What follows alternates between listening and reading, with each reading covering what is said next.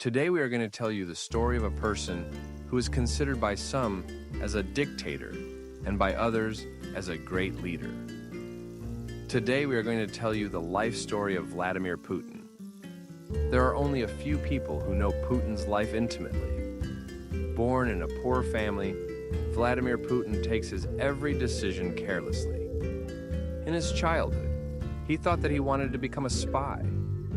Then, the mood of the job in the American agency KGB changed, and he entered politics. And Russia's longest-serving president became Putin, who wanted to be a spy as a child, became president. Let us tell you the real story of a man who has mastered the art of power. Vladimir Putin has shaped the modern Russian state in his image. But who is the real Putin? Patriot protecting Russia's legacy? Or a former KGB officer consolidating control for personal gain? Let's dive into the life of the man who has become a symbol of both strength and controversy. Born in 1952 in Leningrad, now St. Petersburg, Putin came from a working-class family. His parents lived through the horrors of World War II, and this difficult upbringing would shape his worldview in unexpected ways. Putin grew up in a city scarred by war and a society teetering on the brink of the Soviet collapse. The hardship of those early years left an indelible mark, fueling his determination to rise. Putin's years at Leningrad State University helped shape his future. There, he chose to study law, which would lay the groundwork for his legalistic approach to power later in his career. As a student, Putin became fascinated with espionage. His decision to join the KGB in 1975 marked the beginning of his path to power. It was during his time in the KGB that he would learn the importance of secrecy, strategy, and control, skills that would later define his presidency. Putin's years at the KGB weren't just about training in espionage. They were about learning the art of surveillance, manipulation, and how to navigate the power structures of the Soviet Union. He became fluent in the language of secrecy. In the 1980s, Putin was stationed in East Germany. It was here that he gained first-hand experience in intelligence work, interacting with foreign agents and gathering crucial information. His time behind the Iron Curtain shaped his political outlook, as well as his belief in a strong, centralized state. This period taught him about loyalty, control, and the importance of maintaining a grip on power. These lessons would come to define his leadership style once he rose to prominence in Russia. When the Soviet Union collapsed in 1991, Russia was in chaos. Putin, like many, had to adapt quickly to the new political landscape. But unlike many others, he didn't just survive, he thrived. Putin's rise began in St. Petersburg, where he worked in local politics. His ties to Mayor Anatoly Sobchak helped him build a network that would prove invaluable.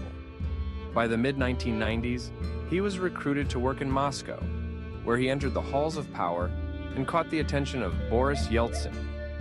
In 1999, Yeltsin appointed Putin as prime minister.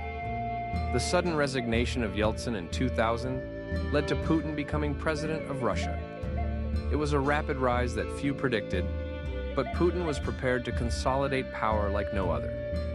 Putin presented himself as the man who could restore order to a fractured Russia. The country was reeling from the chaos of the 1990s, and many saw in Putin a figure who could bring stability. He immediately set about diminishing the power of the oligarchs, who had flourished in the post-Soviet economy. One of the most famous examples was the arrest of oil tycoon Mikhail Khodorkovsky, sending a clear message that no one was above the state. Putin moved to control Russia's media, ensuring that the narrative about his leadership was controlled. State-owned media outlets portrayed him as a strong, decisive leader, while independent outlets were stifled. He rewrote parts of the Russian constitution to ensure that he could remain in power, including serving multiple terms and manipulating the political system to stay indefinitely at the helm. Putin's foreign policy has been characterized by a desire to restore Russia's former glory. He has sought to challenge Western influence and assert Russia's power in regions like Eastern Europe, the Middle East, and Central Asia. In 2014, Russia's annexation of Crimea marked a defining moment in Putin's foreign policy.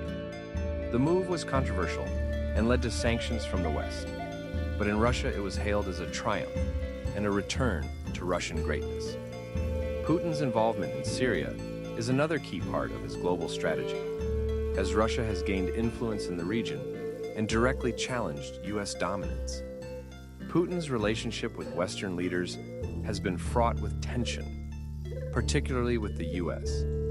His use of cyber warfare, disinformation, and his stance on issues like the Syrian civil war have made him a central figure in global politics. While Putin has maintained a strong following at home, he's faced accusations of authoritarianism, corruption, and human rights abuses.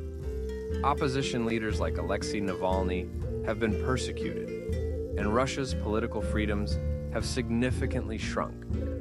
Putin has cultivated a powerful image of strength and resilience. He's portrayed as the protector of Russia, often engaging in carefully orchestrated photo ops, shirtless horseback riding, judo matches, and driving through Siberia, creating a larger-than-life persona. Whether viewed as a protector of Russian interests or as a dictator, Vladimir Putin's influence is undeniable.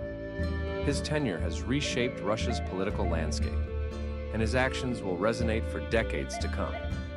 As Putin continues to hold power, the world watches closely. What happens after his rule ends?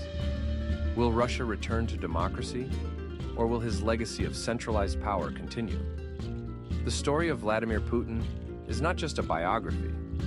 It's the tale of a man who understood the power of control and used it to redefine the world order.